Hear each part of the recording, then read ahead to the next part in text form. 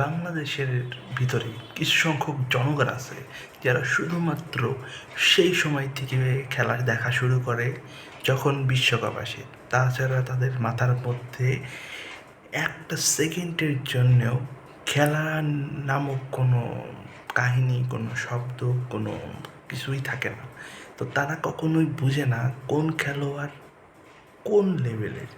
তারা শুধুমাত্র পত্রিকায় লেখা হেডিংটা দেখে, Messi number one, Neymar number one, Ronaldo number one. তারা কখনো তাদের খেলোয়াড় যাদেরকে তারা পছন্দ করে তাদেরকে ঠিক মতন খেলতে পুরো একটা ম্যাচ দেখছে কি না সন্দেহ আছে।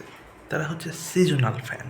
এই সকল সিজনাল ফ্যানরা এই পুরো যে আমাদের ফ্যান বেস আছে, মেসির একটা ফ্যান বেস আছে, রোনাল্ডোর একটা ফ্যান বেস আছে, নেইমারের আছে, ভিনিসিয়াসের আছে, হাল্যান্ডের আছে, ডেম্বেলের আছে, তারপরে রামোসের আছে, এবং আগে যারা খেলে গেছে মালদিনি থেকে পেলে থেকে নানান রকমের লেজেন্ড আমাদের এই পুরো ফুটবল জগতে আছে। তো এদেরকে এরা নিগলেক্ট করে।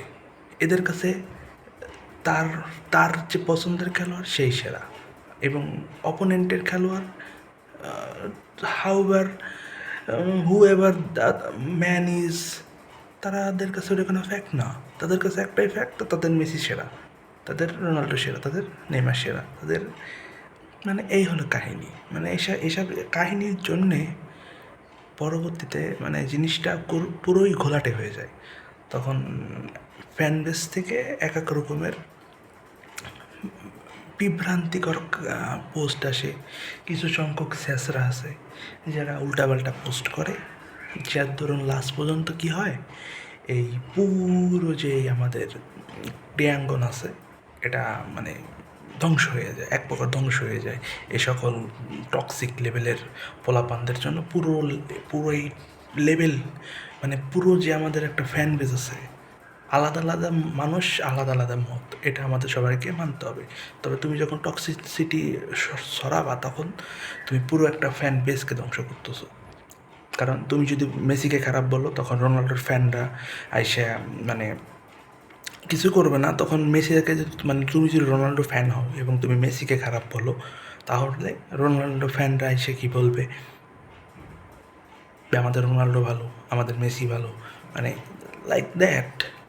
তো এসবের কারণে আমি হয়তো বা এটা বলতে পারি না ঠিক মতন, আমি আবার রিপিট করতেছি যে লাইক তুমি মেসি ফ্যান, তুমি রোনাল্ডো ফ্যান, তো তুমি রোনাল্ডো ফ্যান হয়ে তুমি মেসি ফ্যানকে বলতেছো এই তুই ভালো খেলিস না, তোর মেসি ভালো খেলে না, লাইক এরকম।